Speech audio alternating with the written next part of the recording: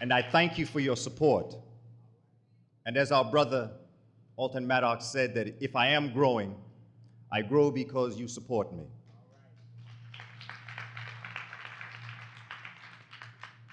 I would like to thank my brother Alton Maddox and all of those in the United African Movement for inviting me here to be with you once again. We have some things we have to talk about this evening, as we always have, but I would at least like to begin by paying tribute to a very important man who we will be using much of his work this evening in developing concepts dealing with the Kemetic origin of our planet Earth. The brother we are talking about is Professor John G. Jackson.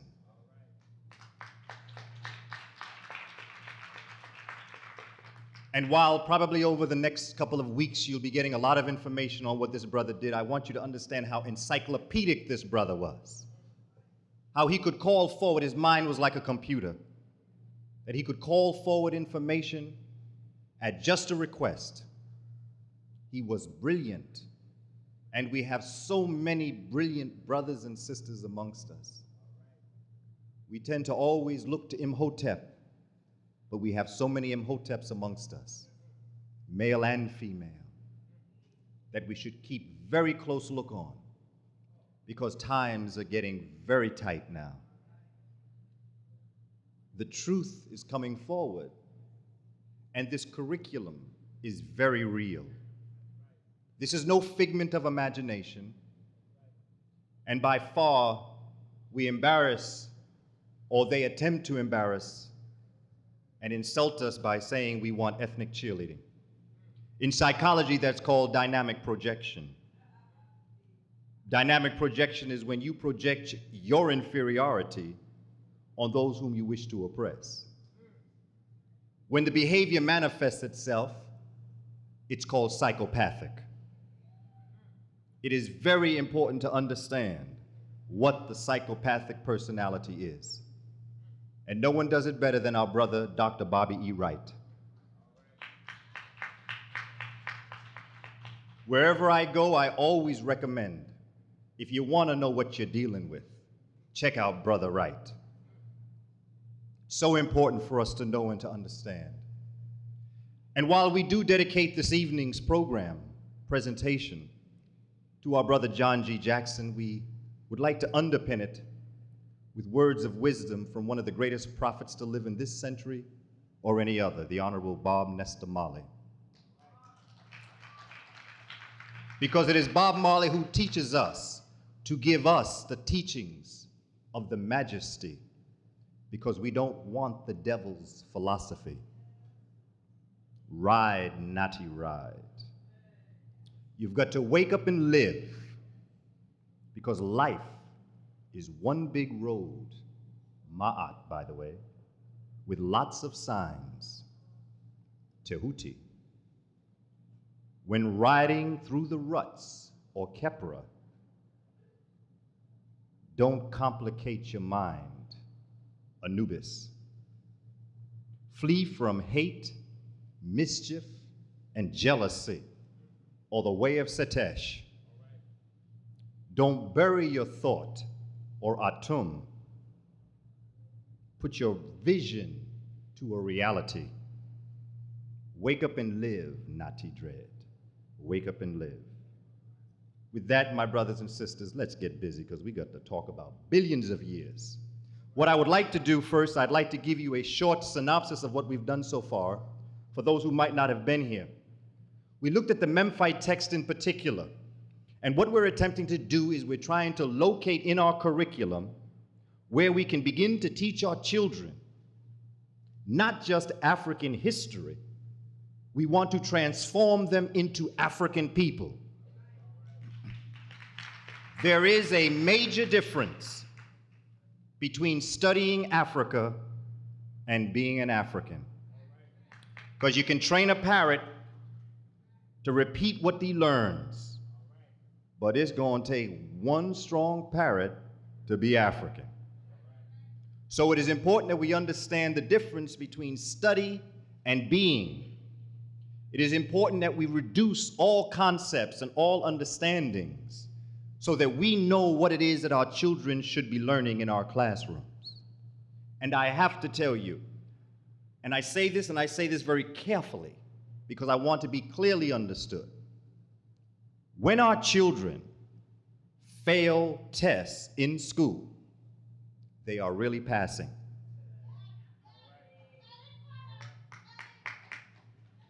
And those students who pass tests fail. Because those brothers and sisters who refuse to accept information is saying something's wrong. That's some serious critical thinking. And to reject that philosophy is the way of the future. Because as we study, and we'll get into these things this evening so that you can understand what it is that we're talking about. You can't open up a planetary science book without looking at Copernicus, Galileo, and others that they will tell you they invented this and invented that. They invented nothing. And even what they stole, they got wrong. At least if you're going to steal something, get it right.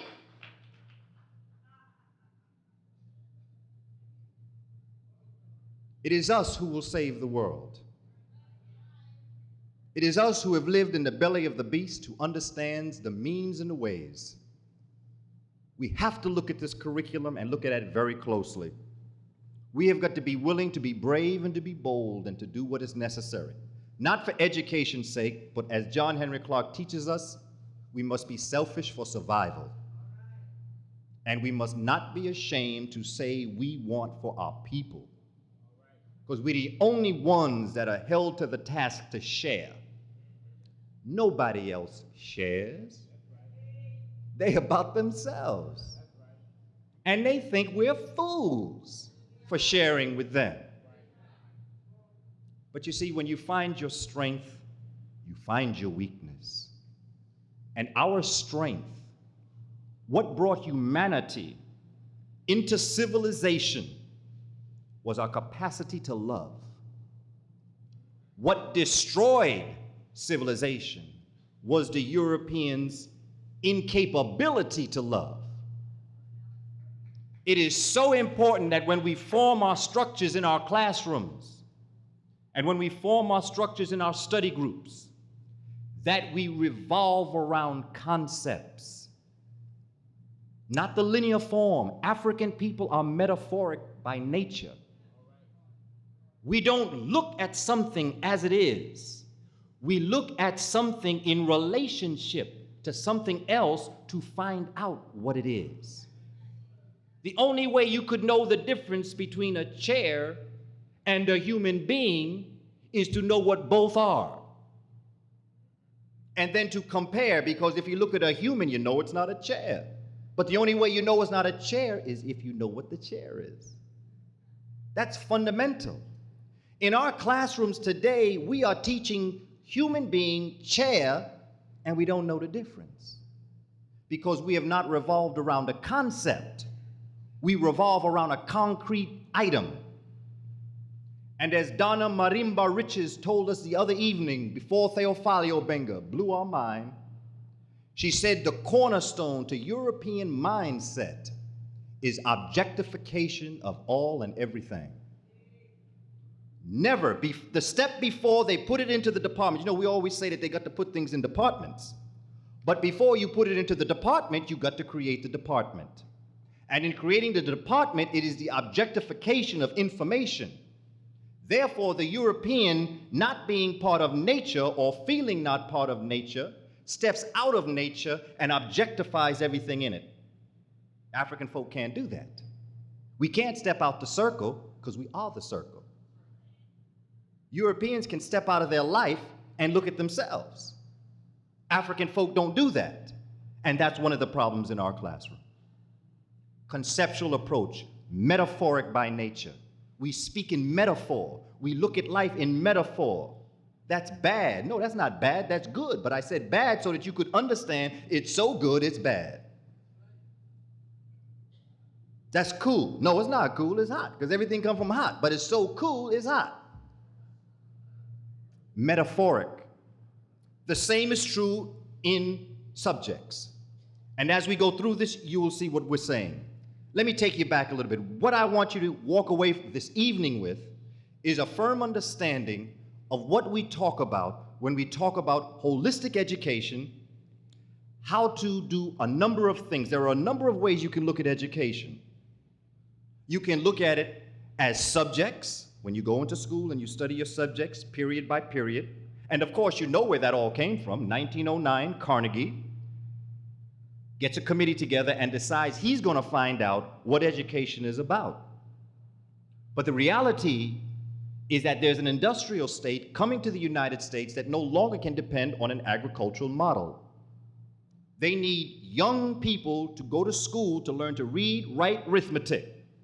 Don't think, read, write, arithmetic. In order to become secretaries, office managers, all these different things they needed in the turn of the century to fuel the Industrial Revolution in America. However, the problem is this: everybody's on farms. Nobody going to school. And there's nobody in the future who will man these positions or human these positions when they come about. Carnegie comes together, gets a committee together, and says, let's see what we can do. Carnegie comes together, the committee presents something and says, we believe 44 minutes is enough time you need to learn a subject every day. No educational research went into those words at all. Didn't study what it took to learn. They said 44 minutes is good. Why? Because from the time the sun goes up until approximately 8:40, we're going to let your children stay with you and do things on the farm. But the deal is, between 8:40 and 3, they must come to us to learn reading, writing, arithmetic. At 3 o'clock, we will return them to you when they can return to the fields and they can continue working with you.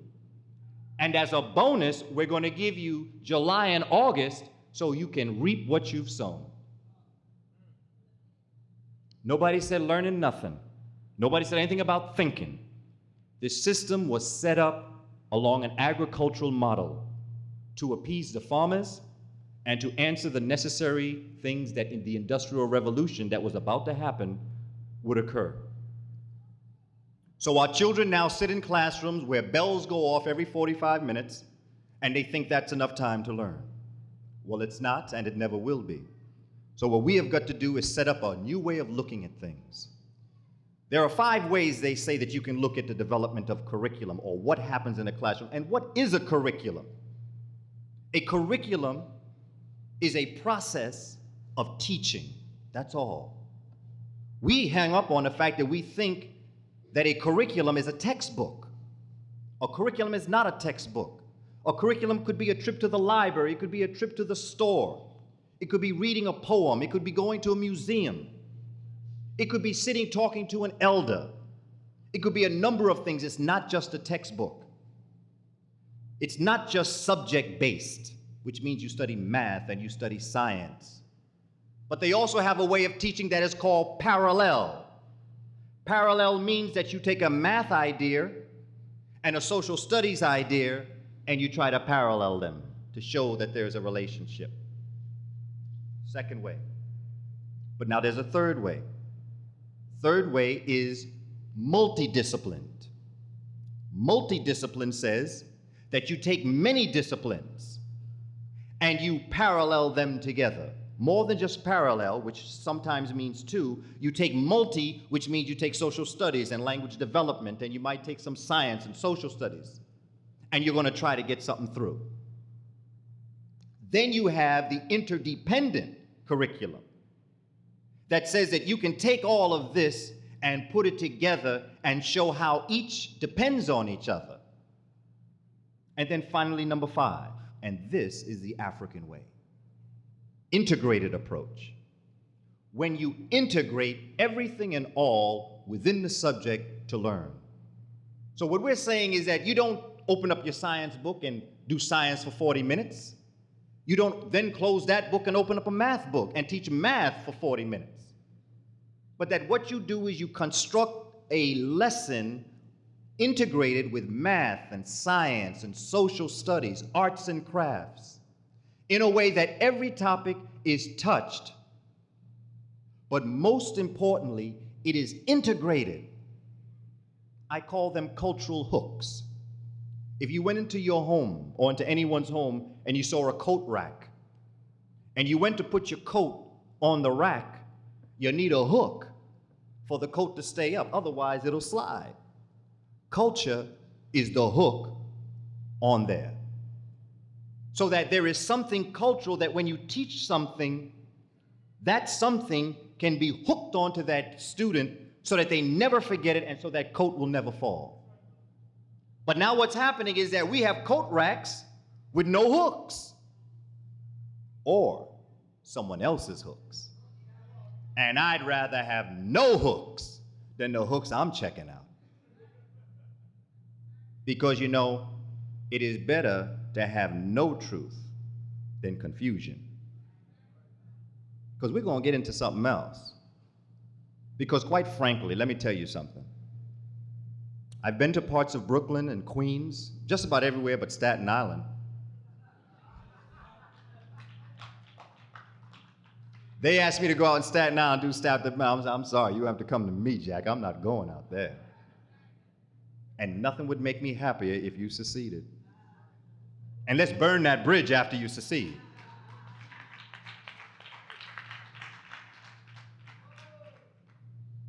But the reality is that our children are in classrooms in totally alien situations, learning alien things with no hooks to help them. And when I look at these young people, as our brother Alton Maddox was holding up that young person, my God, brothers and sisters, our young people are ready, I'm telling you. They're not half-stepping, they full-stepping. Unfortunately, some of us are doing an about-face. I mean, we're not even half-stepping. We're not even standing still. We're doing an about-face. And I don't know about you, but when I transcend, I don't know what to tell Harriet Tubman and Fannie Lou Hamer. I don't know how I could tell them that things were so hard for me that I couldn't stand up and do what was necessary for our young people. Who will protect them if not us? I'm telling you, they're being subjected to things that you would not believe. Well, you would believe because you're here. It's the people outside that wouldn't believe it. If parents understood what happened to their children from 8:40 to 3, if they honestly understood, I do not think they would allow that to happen. They would not allow it to happen. And one of the things that I am facing is that I don't let it happen. And, you know, when I face our young people and I look at them and I know what they need and want, and then I look at how some of us are acting with them, it troubles me because you open the way for them to be attacked. And let me tell you something. You got some people that live on Long Island with a whole bunch of frustrations. They haven't the courage to take their frustrations out on who it should be taken out on. So they drive 1.5 hours just to take care of our children. And they ride our children's back from 8:40 until 3 o'clock. If I had my way, I would put those metal detectors. I wouldn't put metal detectors up for our young people. I'd put mental for some of the people that come through, just to check out what's on your mind before you come in this house. That's what we call mental detectors. Because if we checked out the mental detector, I guarantee you we would not need the metal detector. They can't build prisons fast enough, so they're making our schools prisons. What learning can occur when you are in a situation that is a constant feeling of attack? You want to put a policeman in a school? Why don't you just move the school into the precinct? Why not? because that's what you're doing. And do you really think that one can do the job? And do you really think that's what you want in the school? We don't, but you know they do. It's important that we understand the foundations of what we say, because there is a very real curriculum out here. Looking at the works of Dr. Asa Hilliard, Naeem Akbar, Wade Nobles, Amos Wilson, using their work as fundamental psychological and using it as the principles to guide education. You then take the works of Theophilus Benga, Dr. William Leo Hansberry, John Henrik Clark, Joseph Ben Yikinen, all of our great scholars, John G. Jackson, I could go down the line. Take their work and put teams of teachers together to flesh out and to develop curriculum. We will do that soon. We will do that very soon, because it's ready. And if I may, I would like to go over and discuss with you some of the ideas that we're talking about. When we came, we talked about the Kemetic origin of the universe. How did the universe come into being? Now, we teach this to our children all the time, so it's not like this is out of the curriculum. This is called planetary science. But there's a fundamental problem that we find in the Western world that we don't find in the African world. And that problem is that in objectifying information, they took the concept of being part of the universe out. African people taught the universe. That's why we don't teach universal science. We teach planetary science, because we have no concept of what happened in the universe, according to them. But then, when you look at the works of Theophilus Benga and Cheikh Anta Diop, you begin to see that there is nothing that is being taught in the classroom that is not housed in the Memphite text. But why can't we see it? Because it's metaphoric. And if you're looking for an answer linearly amongst African folk, you're not going to get it. That's why on Sanford and Son, you remember that white policeman used to always come in and he'd always get everything wrong. He'd say left off instead of right on. Because that was the concept. This is what has happened here. Metaphoric. Look at the handshake alone. It's metaphoric. It takes a half hour for us to shake hands sometime. We all into turning upside down and shaking hands and smacking backs, and this is metaphoric in nature. This is psychologically set up so that we are a metaphoric people. So when we say one thing, it's being measured by something else. That's why they always, as Brother Alton Maddox clearly said, there had to be someone of European descent when three folk got together, because we get creative when we get together. And they needed someone to decipher what was being done. But let me tell you, they didn't get it right. Because if they got it right, we wouldn't be sitting here today. Because we spoke metaphorically. We sang songs, but told stories. We danced, but performed capoeira. Metaphoric. Don't look for the answer on the line. Look for it on the circle. That's where the answer is. And as we begin, and this is Theophilus Benga teaching us. This is Cheikh Anta Diop teaching us. We don't have to go to Europeans anymore. Budge had it wrong anyway. Many of them had it wrong because they don't think metaphorically. Yet I know rap artists that could look at the Hymn to Aten, written by Akhenaten, and could break it down to you because they're looking at it metaphorically. Everybody trying to get into this old poetry thing, all these European poets and all the rest of that. Get a hold of the teachings of Ptah Hotep and Kagemni. Get a hold of the Hosea by Maulana Karenga and begin to decipher for ourselves what was being said. Because when that unfolds, you begin to see a most magnificent story in most magnificent terms. Because here you have Nun, the beginnings of all and everything. Before everything and all was brought into being, the ancient Kemites said that everything resided in the waters of Nun, unlike anything that ever existed. They taught this. They knew this. I was going to tell you this at the end, but I'm getting too excited. I had a chance to sit with our brother Theophilio Benga for approximately an hour on Monday night, because much of the work that we're doing comes directly out of his work. And I said to him, my brother, let me ask you something. I said, Nun is the beginnings.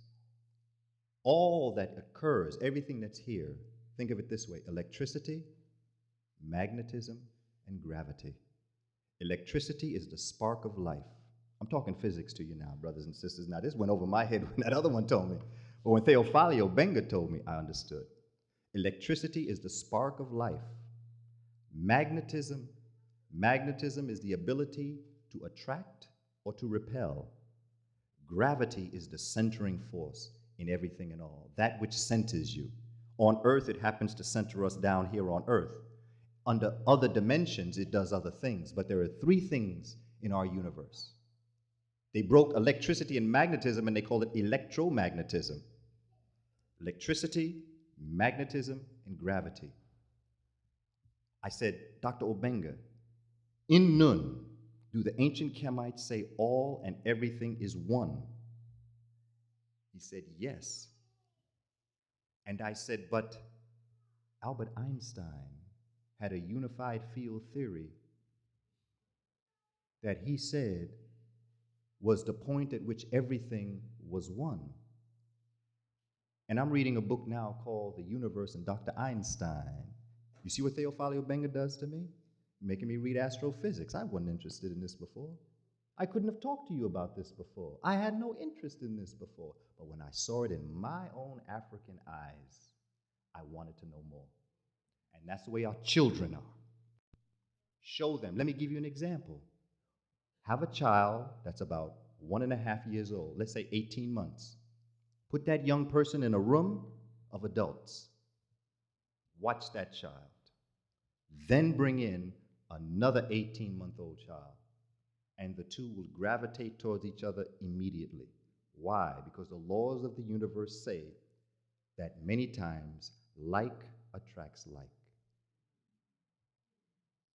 So when our children take the philosophy of like attracting like, which is physics, by the way, take that concept and then put it into a curriculum, and I will tell you that when children see themselves, they will want to learn. When they see Copernicus, what did it mean to me?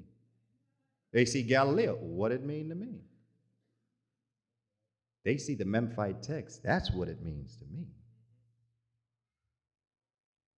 It is important that we understand if we don't see ourselves, we turn off.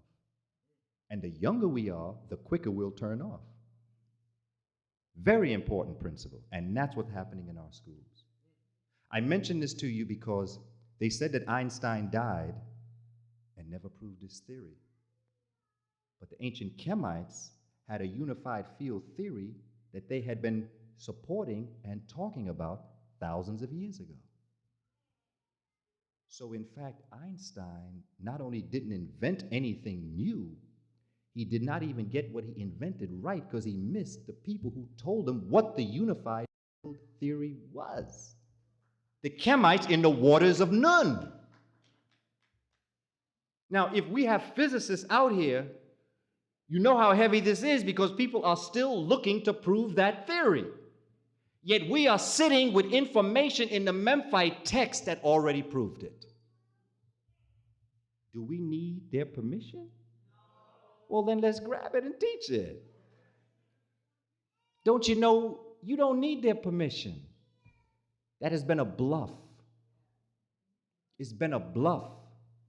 And as I get deeper into this information, I don't want to tell you I get scared, because I don't, but I get concerned.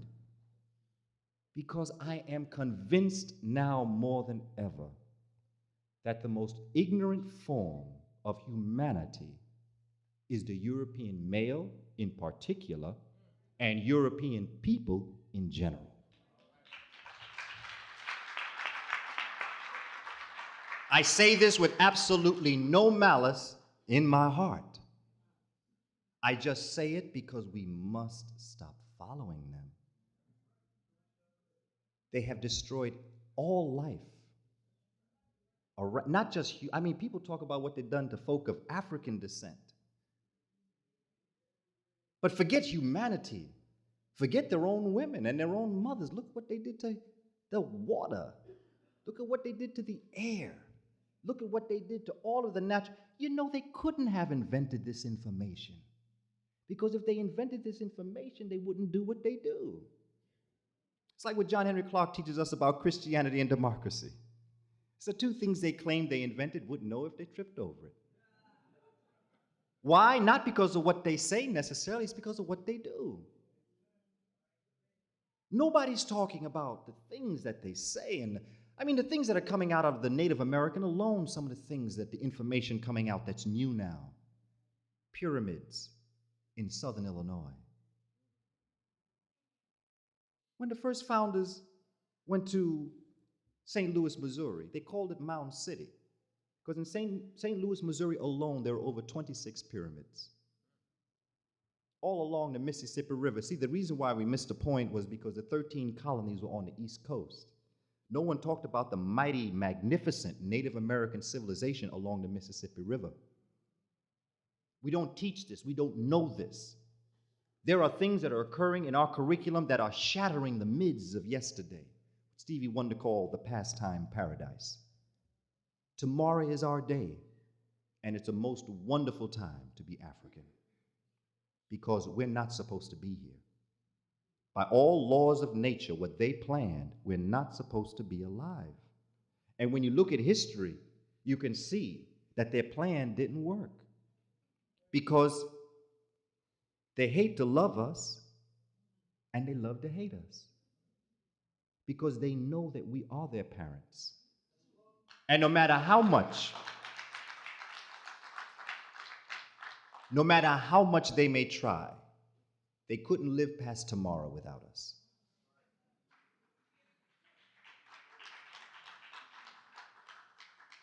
The ancients said that in the waters of Nun, there at one point in time that was called Kepra Septepi, the coming into being for the first time. This comes out of Jake Carruthers' work, the Essays in Ancient Egyptian Studies. Said that out of this there occurred a movement that brought Ptah out of the waters of Nun. Ptah is not necessarily a hill. It represented the conversion of potential energy, which is energy at rest, into kinetic energy, which is energy in motion.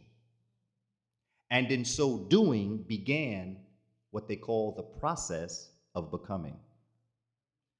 Out of the waters of Nun, through the energy and power of Ptah, rose Atum, rising up out of Ptah and then sitting on Ptah. Atum then began to call everything and all into being. Now, what's so heavy about this? I'm about to tell you something else now.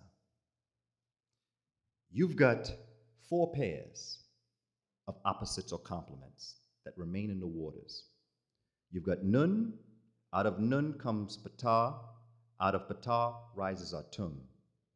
Atum then calls everything into being. Atum is consciousness. And that's the story of where Adam and Eve came from. It wasn't Adam and Eve. That's a whole nother story. What was happening in the Garden of Eden was the seeking of knowledge of God that the Kemites said belonged to everybody. It's a totally different story. When it came into the Western perspective, they changed the concept of attaining consciousness because look at what Adam's doing. He's becoming conscious. But Aset becomes Eve in the Western mind and becomes a negative force because in the African story of creation, it is not man and woman, it is body and soul. That's the duality brought into consciousness. But when the Western mind got it, they made it Adam and Eve. But Adam, A-D-A-M, is Atum. And what's happening to Adam in the biblical story is that he is gaining knowledge. But what did the Western civilization do? Touch anything, but don't you touch that apple tree. Because if you touch that apple tree, you shall be like me. So that's what got African folk never to study, never to read, never to get educated, always to be afraid of knowledge. And then you get into that psychosexual thing with them Europeans. You know, we're facing very serious times ahead in terms of this argument of homosexuality and heterosexuality. It ain't about that. It's about the European finding out sexuality. He doesn't even know why he's here. That's why he finds himself entering things he should have left alone or in the barn.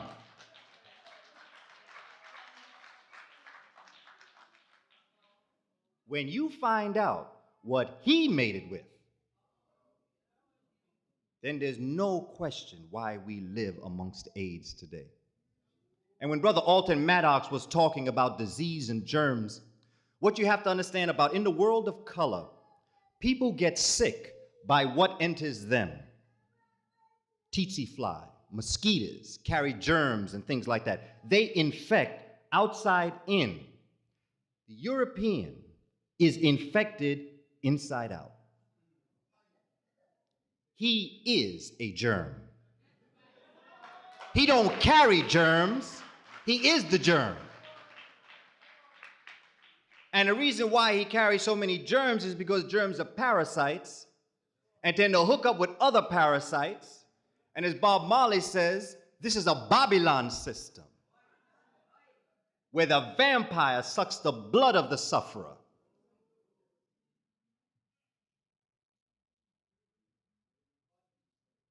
These four pairs are left in the waters as frogs and snakes. I read this George G.M. James in George G.M. James's work, Stolen Legacy. I said, wow, this blew my mind. Frogs and snakes. Went on to say that 4/5 of the world's secrets reside amongst frogs and snakes. I said, wow, you know, we teach frogs and snakes to our children all the time. Animals, amphibians. There's a curiosity with snakes. What can we do with this? I studied frogs and snakes. And there's a lot more work to be done on this. But let me tell you why they were frogs and snakes. You know in biology class, you know the one we all fail? I almost failed because I refused to dissect the frog. I said, what'd that frog do to me? I said, why don't you all tape doing it to one? I mean, if you're going to do it, why do all of us have to kill a frog in here? And the frog not dead yet. You know, in biology class, you can't dissect a dead frog. It's got to be dying before you start dissecting it. It's got to be in that pail. I almost failed because I refused.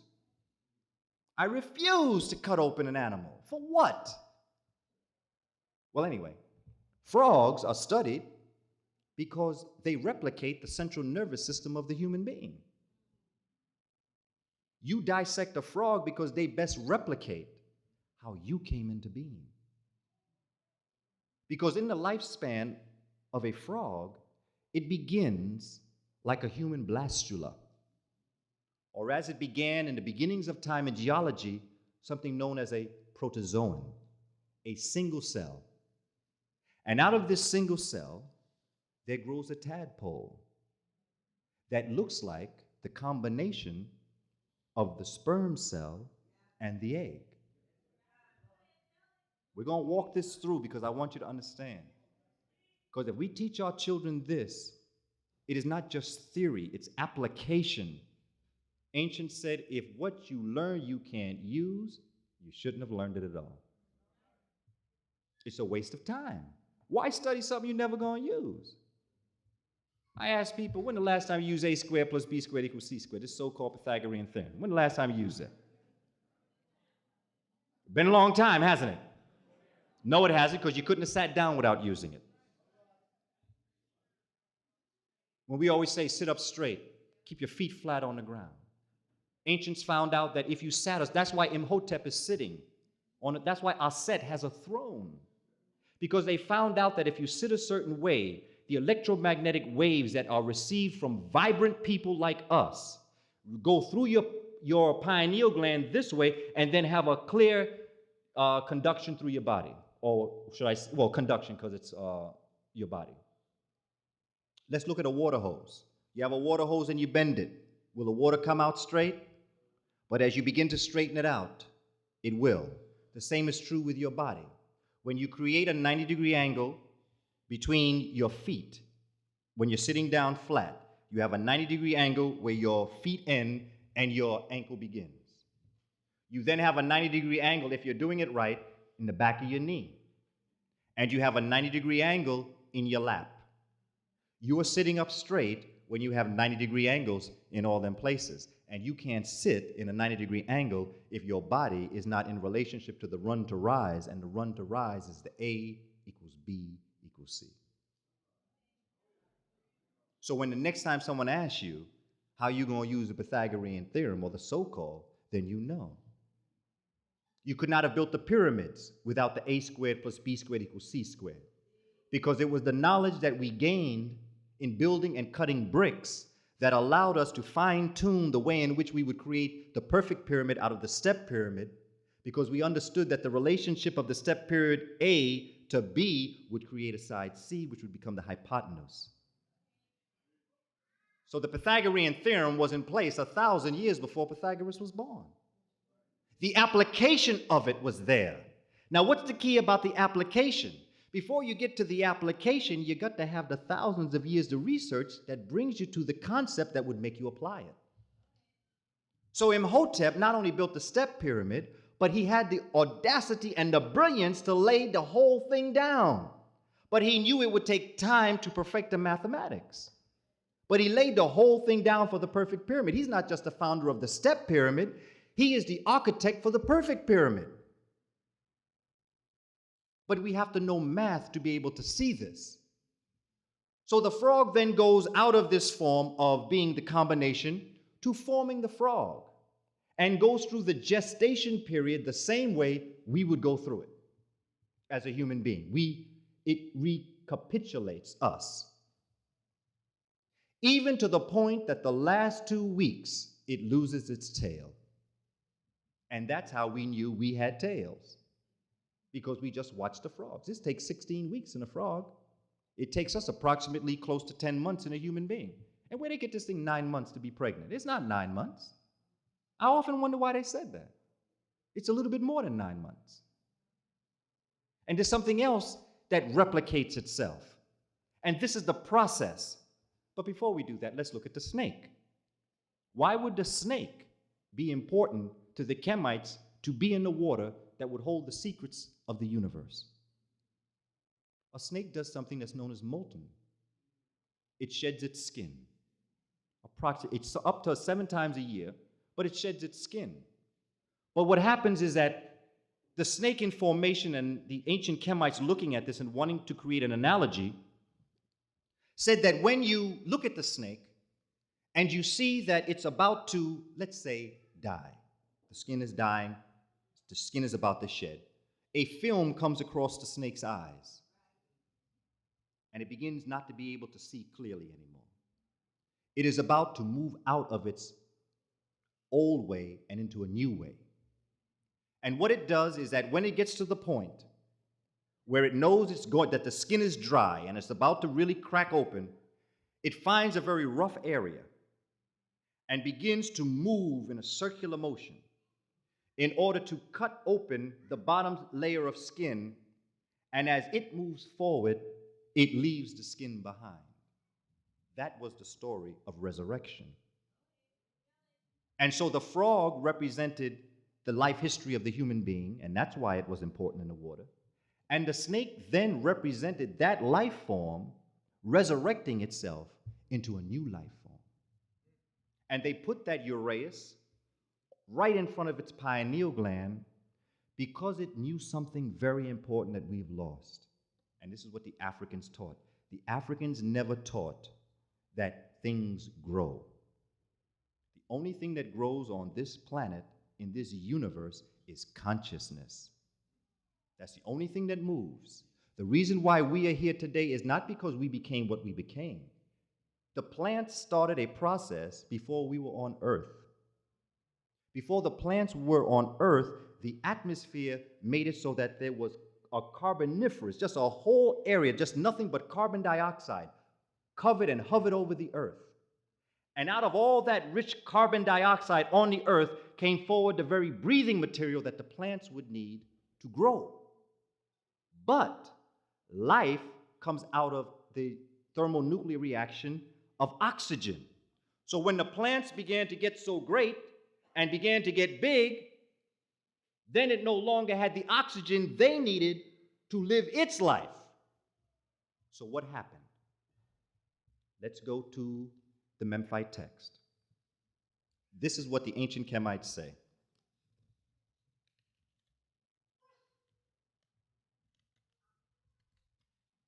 This comes out of the readings, the evolution of Ra, the book of knowing the evolution of Ra.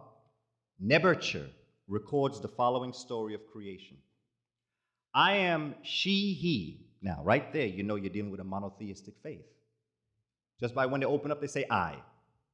You know they're not talking about no polytheistic. They're talking monotheistic. I am she, he.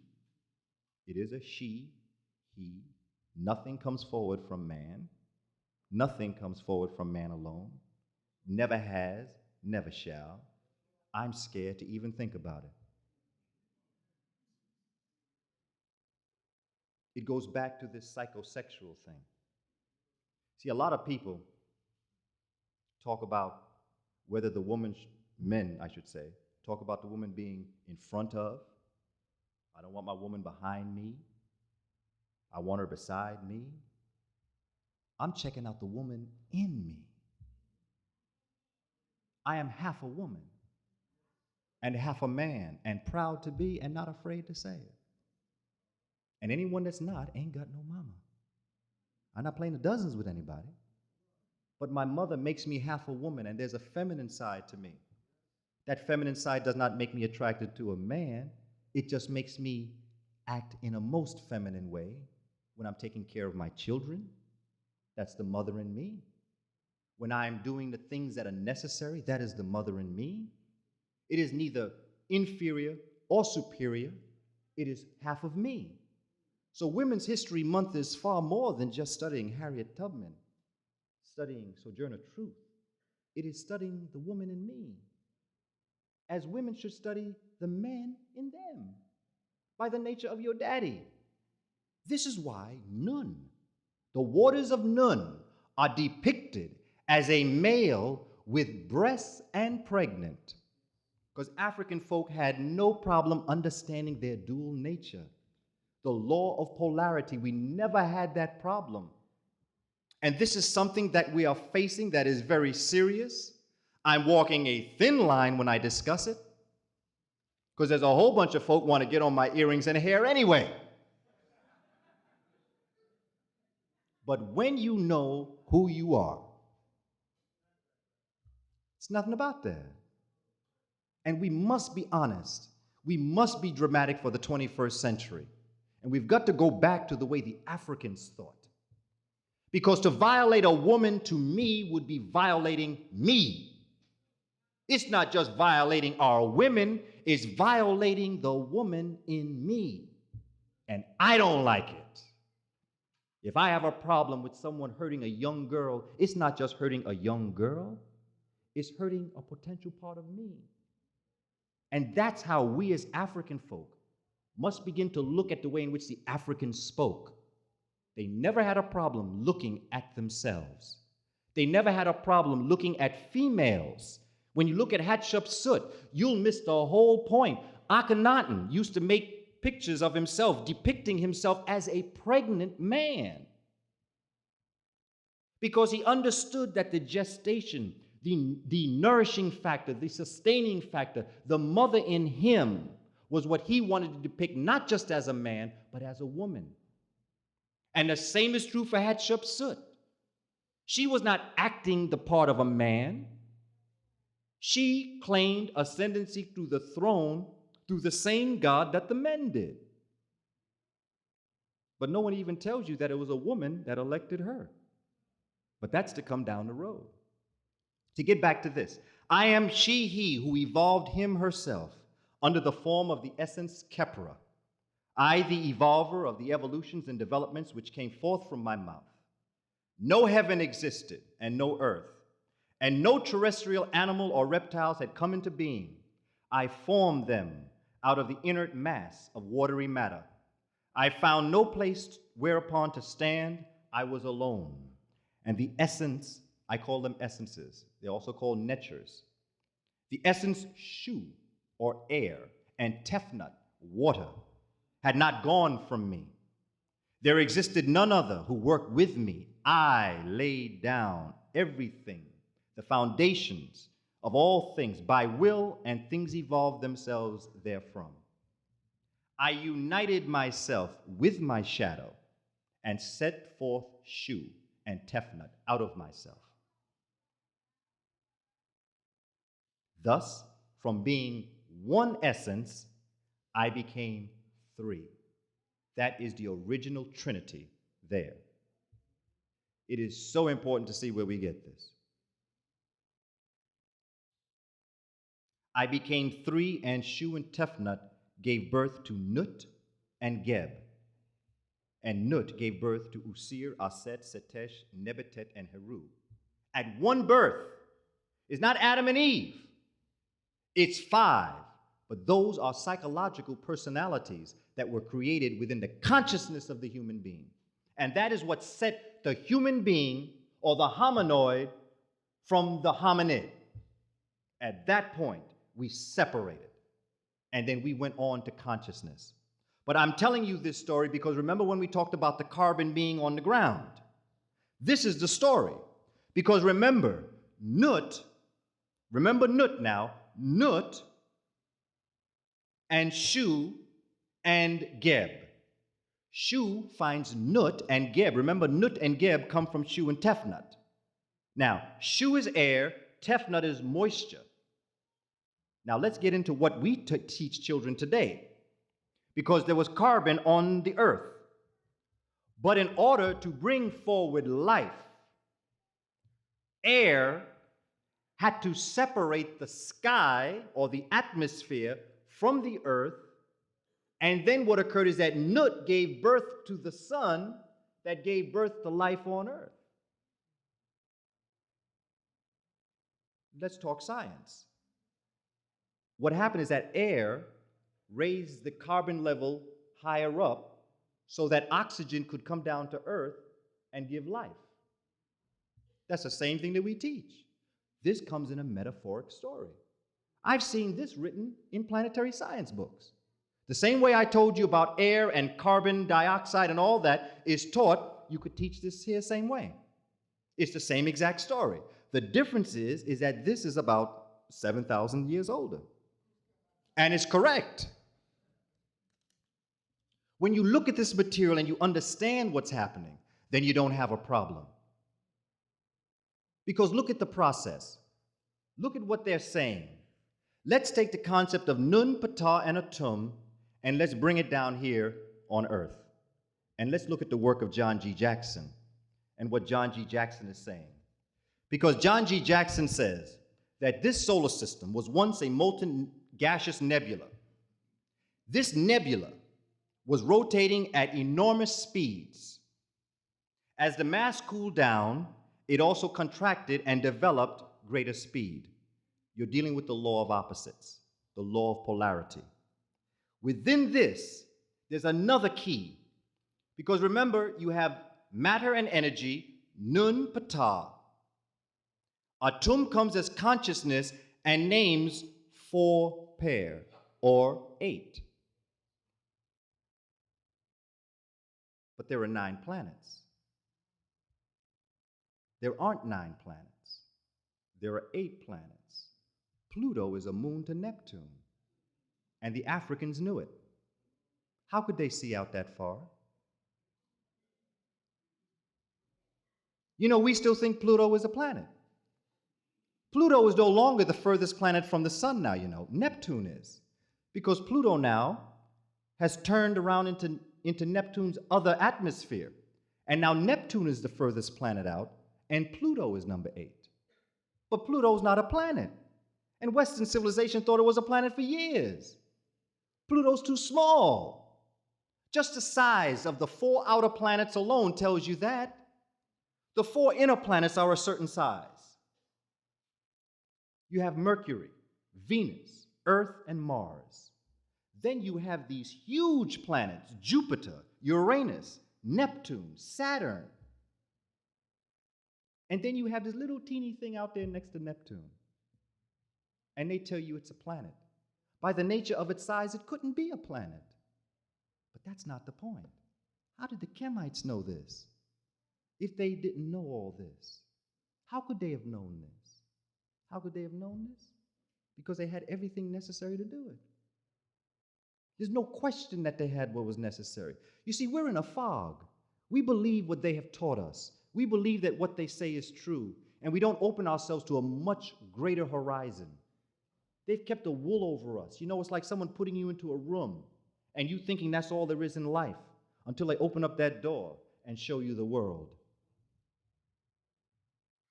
It is so key that we know this. The ancient Kemites were so brilliant. And as I begin to look at the work that they've done, you begin to see exactly how brilliant they are. But the only thing is that I think that they were around far longer than we think. I also think that the Sphinx is at least 10,000 years old. And I'm sure that the Sphinx is a woman. It is not a man. Just by the structure of its face, it's not a man. Just looking at it is not a man. And looking at when it was built, you would have had to have seen it was built during the times of matrilineal. But we don't know this because we still have people like Patrick Daniel Moynihan attempting to intimidate us, to make us feel a certain way. I was going to say something, but I'll leave it alone. Because of time, and because people are beginning to compare me to, in my time anyway, to Steve Coakley, I think I'm getting a hint here somewhere. I understand that he turned the lights out in New Jersey, he stayed so long. But I think the one thing that Steve Coakley and I have in common is that we're trying to take billions of years and trying to do it in our lifetime, and it's not going to happen. Because I came with so much to talk to you about, but there's so little time to really develop the things that we'd like to do. But I knew that I did have the time to at least begin some concepts with you, to begin to look at some of the things that our ancestors were doing, because clearly they knew what was going on. And if I may give you another example, I want to talk about the hymn to Aten for a while, because that was another question I had for our brother, Dr. Theophilio Benga. Because in the hymn to Aten, this is what it says. You make the seed develop in women. You create the semen of men. You have the son/daughter in the bosom of her mother. Your rays are on the earth. The sun is far, but it remains near. What we're saying here, and I said to Dr. Obenga, I said in the hymn to Aten, the priests and the priestesses are saying that the sun is the reason why the plants are green. And I said, if they knew that the sun made the plants green, could they have known about melanin that made humans black? And he thought about it, and he gave an answer. There was a brother sitting in the left-hand corner that wanted to move him a little bit further, and I'm so glad he did, because I was going to let it go. He said, but what Brother Coleman asked you was, could they have known about melanin since they knew about green? If you know plants are green by the sun and you look at yourself, then do you know about melanin? He said that there are parts of the hymn to Aten, and he went down and he read it. He said, not only did they know that in the hymn to Aten that the sun was the reason why plants were green, but that they also said that the sun, ye the mighty force in the sky, are the reasons why the languages of the worlds are divided and the complexions of humans are different. Now, they might not have used the word melanin because that's not an African word as we know it. But if they knew that the sun made people's complexions different, they would have to know the impact that made it different. So they may not have called it melanin, but they knew what made them black. And that's written in the hymn to Aten. This is key psychology. This is key biology, because they knew it back then. And they wrote about it back then. So obviously, they were doing a lot of science work. There's a lot of different medical papyri that talks about operations that they were doing on people's necks, on heads, eye surgery. All of this was here in ancient Kemet. All of this was taught in the text that we should teach our children. Teach them that, because they can learn it and they can excel. And then finally, the law of polarity. Let me take you through an exercise. Because of the way in which we are here, I cannot write on the board. I'm very much into visuals.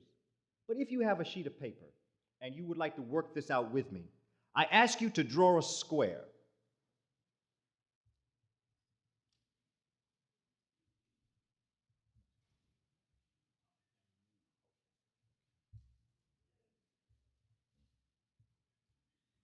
In the right-hand corner of your square, please put the letter A.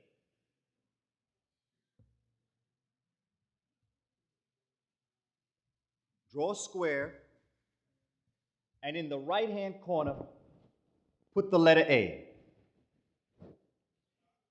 At the top right-hand corner of your square, put an A, right in that angle. Inside your square, please draw a diamond, so that within your square, the diamond will touch each corner of your square.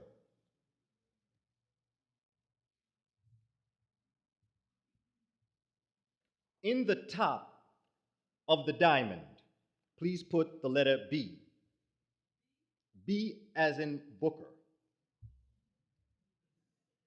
I'm talking about always relating things, got to relate it.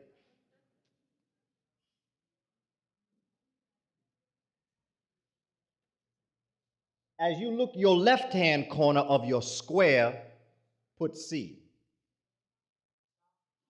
Top. Top of the square, left-hand side, put C. In the inside of the square, because we're going to write things on the outside. Underneath that, in the diamond, put D. Diamond. Left-hand side of the diamond, put a D. Say again? No, right in the diamond. The left side of the diamond.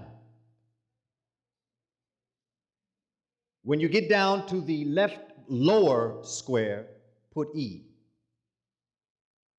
Then in the lower diamond, put F.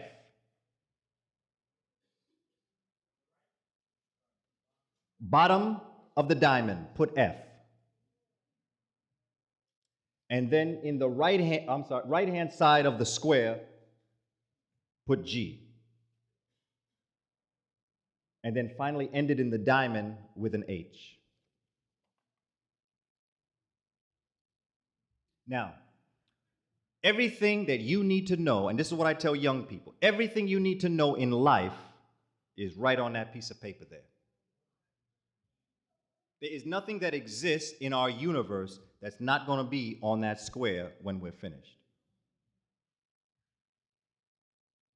One of the most important things in education, the object of education is to make things simpler, not more difficult.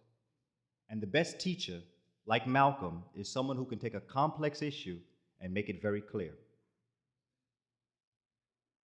In A, the Kemites said that there are 4 elements on our earth. Fire, A, put fire by A. C, air. E, water. G, earth. They said that every element has a characteristic. And they said that both fire and air can be hot. But by the law of polarity, if B is hot, F, which is opposite B, must be cold. They then went over and looked at air and water. And they wondered, what can both air and water be? Wet.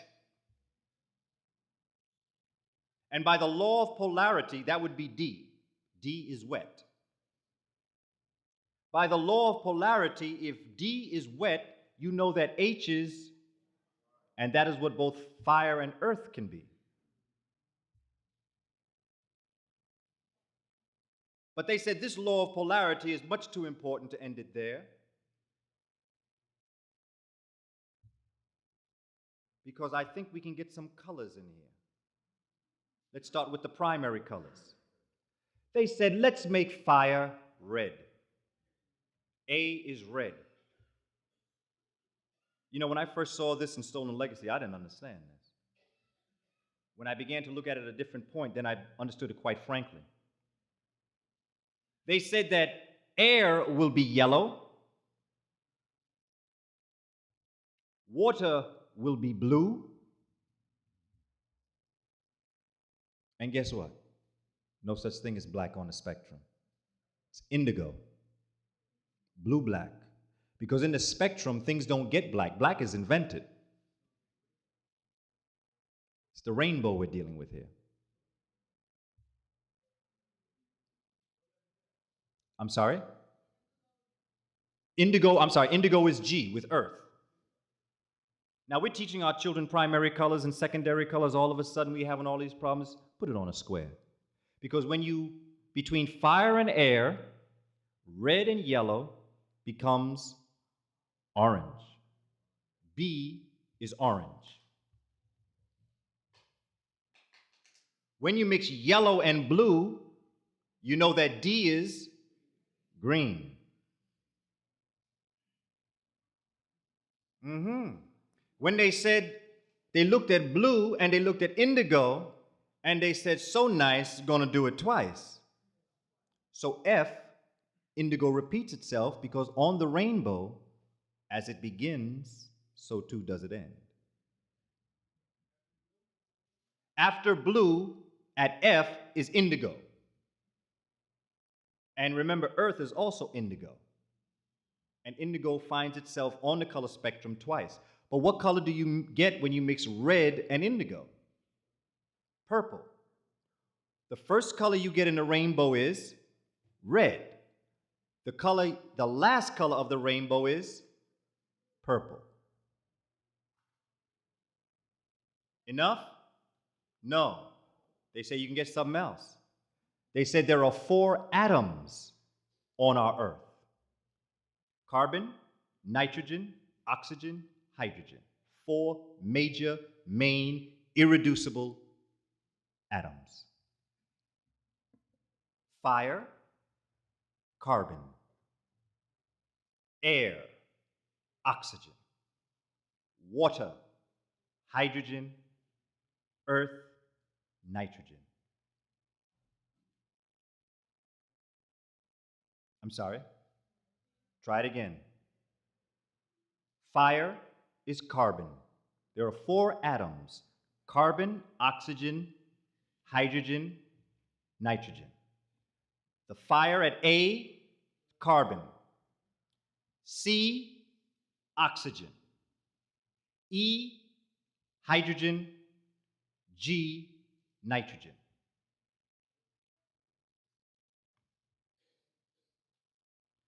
Let's go back to John G. Jackson's work and look at the law of polarity. And please, I would like to read this because I don't particularly like to read, but there are times when I think it's very important because I don't want to get certain information wrong. Check this out.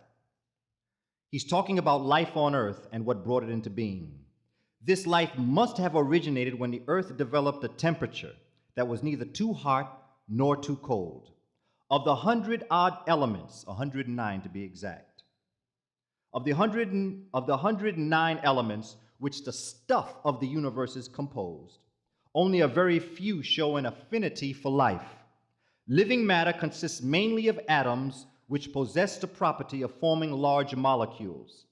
Atoms of hydrogen may combine to form molecules of hydrogen, H2, H3. Or atoms of hydrogen and oxygen can combine to form molecules of water, 2 parts hydrogen, 1 part oxygen, H2O. H2O2, hydrogen peroxide. But none of these compounds, nitrogen, hydrogen, oxygen, none of these compounds has more than 4 atoms per molecule. The nitrogen compound behaves in a similar manner. But if to the atoms of hydrogen, oxygen, and nitrogen we add the carbon atom, a most extraordinary thing happens. The atoms of hydrogen, oxygen, nitrogen, and carbon combine to form the molecules consisting of the hundreds and thousands of molecules of our Earth. Carbon is the mothership of life. It is of prime importance to the chemistry of life because life first arose in the warm primeval ocean of Nun. Think about it now. We're on Earth now. We're not in the universe with this Nun. We got a new Nun on Earth. And in this Earth, 300 million years ago, there was only one huge continent on Earth. And Western civilization calls it Pangaea. The African landmass. The African landmass was the original center landmass around which all the other continents were attached. And just as Ptah rose out of Nun, so too did the primeval waters of Nun bring forward the African continent. Africans knew geology. Pangaea is a Greek word. The Greeks got Pangaea from Ptah. And that when the ancient Kemites was telling the story of Nun, Ptah, and Atum, they saw that it replicated itself not just in the universe, not just in the solar system, not just on Earth, but in life. Because did not our consciousness rise up out of us as all others did?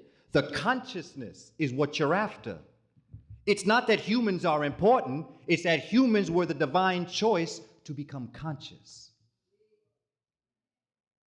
And we're losing that point because we are forgetting that there have been over 5 different human forms on Earth. And each one died out because of one thing, their inability to survive in their surroundings. Black folk, we got to know how to survive in our surroundings. This information is real. It is in our classrooms, and we can teach this. Just like we teach Pangaea, we can teach Ptah. It is so important that we begin to develop the different things that we need. But now let's wrap this up, because I could go on. I mean, we'd be here for hours, you know, so let me just, oh boy. Nun. Nun is eternal matter, the waters of life. Ma'at is the path on which order and arrangement exists. Tehuti is Ma'at's mate. He is the knowledge that allows us to stay on her path. Ptah is eternal energy, the life in the waters, once dormant, sleep, even comatose. Ptah, the creator who fashions and cracks open the cosmic egg of the universe on the potter's wheel of universal eternity. Atum is the balance of matter and energy, the 1 from 2, which equals harmony, which created Kepra Septepi, or the coming into being for the first time. Creative engagement within the continuing process of becoming for everything and all is part of the process. So, Tehuti and Hatshepsut. Tehuti says, somebody's got to turn on the light.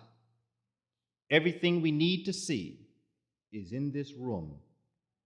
Unfortunately, 500 years ago, somebody turned out the light. Hatshepsut says, what is the light, teacher? Tehuti responds, it is not what is the light, it is not who is the light. Light is the process of becoming. Light is Kakhet. Hatshepsut says, how can we find the light, teacher? Tehuti says, you must turn it on. Hatshepsut, but where is the switch? Tehuti, it is in your mind. The switch is your thoughts. Turn them on, and you will see everything and all, because 500 years ago, somebody turned out the lights.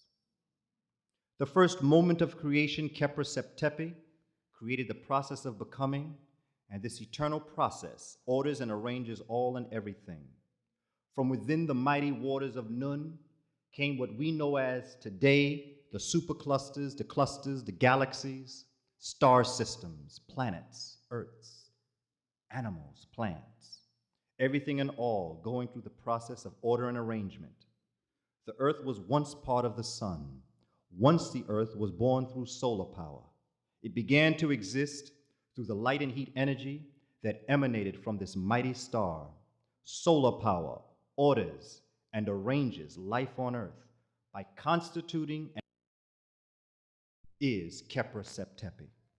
Our purpose on Earth is to, in the same as the Creator God, benevolent and peaceful. It is our task to return everything and all to the Creator in better condition than when she gave it to us. That is our charge. And that the Spirit, that is God, could not manifest itself to see itself by itself. So he created a process by which they could become conscious of their consciousness. They call this process Kepra Septepi. With this consciousness, they would be able to see for herself, for himself, him, herself. This process started unnumberable, immeasurable quantities of eons ago. However long the process, it continues. Processing the master plan, however long the master plan, it continued. Planning a masterpiece. This masterpiece was to be the perfect balance of complementary polarities. Polarities when in harmony vibrate the very process of God. The power to ray or recreate him, herself. This recreation by the nature of the very law of life through heat had to be black. Though not seen by the naked eye, it was the color of the outer encasement of the masterpiece, the African man and woman, known today as the original human being. By the nature of life and through its process of becoming, Africa was the birthplace of humanity. To be born, nurtured, sustained, and above all, civilized. Humanity had to have had dark pigmentation, tightly curled hair, very thick lips, and wide nose. All the phenotypical characteristics that help civilization be born in inner Africa. It was brought north, south, east, and west after they got the job done right in inner Africa. This happened millions of years ago, and millions of years later, in other land masses and islands, Africans went, changed pigmentation. This now comprises our planet Earth. So what we're looking at and what we're attempting to do is to recreate, restructure, and restore African knowledge and dignity. And to do this, I would like to end with, again, our brother Bob Marley, when he says, through the mystics of tomorrow, Have no fear or sorrow. The fight against the Rasta man is a world of confusion. It's a world of confusion in order to force the devil's illusion. But the very stone that their builder refused shall be our head cornerstone, because we've got something they can never take away, and that's the fire that's burning down everything. It's burning down everything, and we must feel the fire, because only the birds have their wings. This is no time to be deceived. Won't you help to sing our redemption song? Because we refuse to be what they wanted us to be. We are what we are, and that's the way it's gonna be. Because if you don't know, you can't educate us for no equal opportunity. Because we're talking about my freedom, our people's freedom and liberty. Shemem Hotep, my brothers and sisters. Amun is satisfied.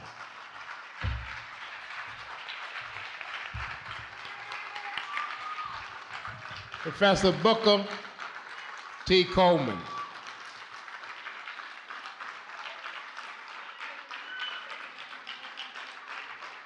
Professor Booker T. Coleman.